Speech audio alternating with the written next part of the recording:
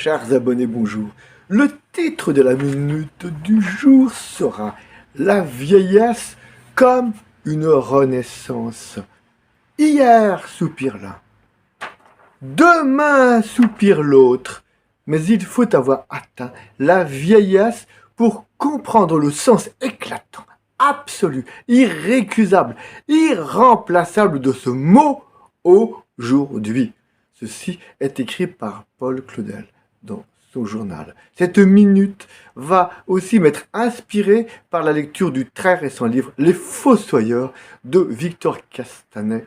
En le lisant, on pense aux mots du pape François datant de 2014 et qu'il vient de reprendre au mois de février 2022.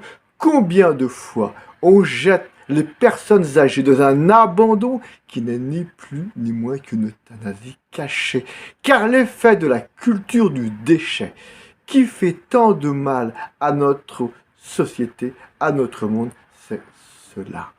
Pour répondre au défi du grand âge et de la dépendance, il est donc urgent que notre société, marquée par le jeunisme, change ce regard sur la vieillesse.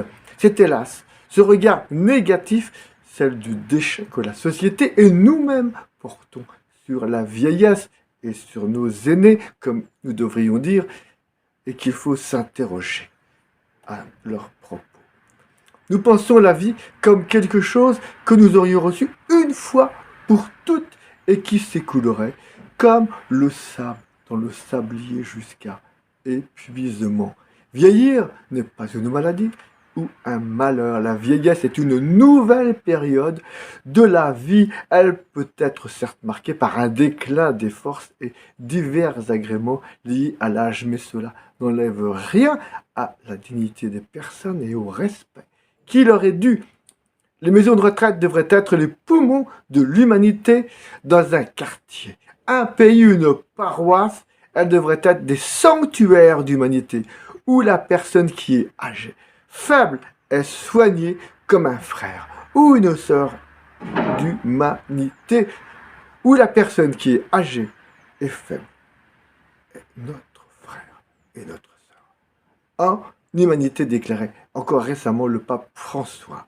Une manière de dire que le soin des personnes âgées n'est pas une affaire de professionnels. Chacun devrait se sentir concerné par le bien-être de nos aînés, ne serait-ce que leur rendant régulièrement visite pour leur signifier que nous ne les avons pas abandonnés, qu'ils continuent à compter. À nos yeux, la tradition chrétienne, elle, propose une autre vision que celle de la société et des médias. La vie est un don permanent qui nous est proposé à chaque instant de notre existence et la vieillesse en fait partie. Jeunes ou vieux, nous sommes pleinement des vivants, même si chacun doit s'adapter à ces nouvelles manières de vivre en fonction de son âge et de ses capacités. Accompagner les personnes vieillissantes et dépendantes, c'est leur donner, et ce verbe est choisi à dessein, de leur donner de se sentir vivantes, de leur permettre de naître à nouveau pour vivre à plein une nouvelle phase de leur existence. Elles se sentiront d'autant plus vivantes que nous saurons accueillir auprès d'elles les leçons de sagesse et de vie pour mieux saisir l'intensité du présent, comme l'aurait dit Paul Claudel.